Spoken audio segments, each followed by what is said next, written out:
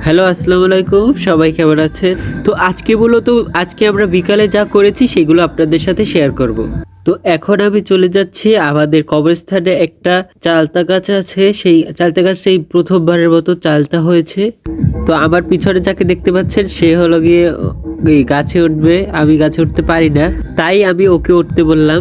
ও হলো আমার চাচাতো ভাইয়ের ছেলে। তো এরপর ও গাছে উঠে গেল।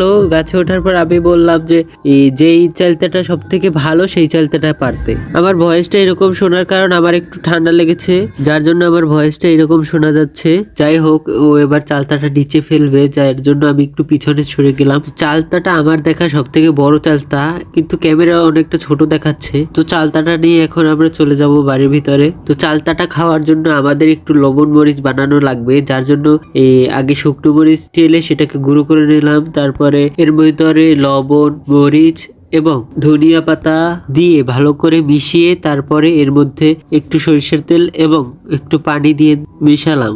তারপরে এইটা নিয়ে সোজা চলে গেলাম বাড়ির ভিতরে। বাড়ির ভিতরে সবাই মিলে একসাথে বসে চালতা একজন কাটছে আর সবাই খাচ্ছে। আমিও তার মধ্যে থেকে একটু নিয়ে খেয়ে দেখলাম যে কিরকম লাগছে। চালতাটা খুবই ভালো হয়েছিল। যাই হোক, কথা বলতে বলতে অনেক কিছু বলে ফেলেছি। যদি কিছু ভুল হয়ে থাকে তাহলে মাফ করে দিবেন। আর ফেসবুক থেকে দেখলে অবশ্যই ফলো করে দিবেন, আর ইউটিউব থেকে দেখলে অবশ্যই সাবস্ক্রাইব করে দিবেন। ধন্যবাদ সবাইকে। আসসালামু আলাইকুম।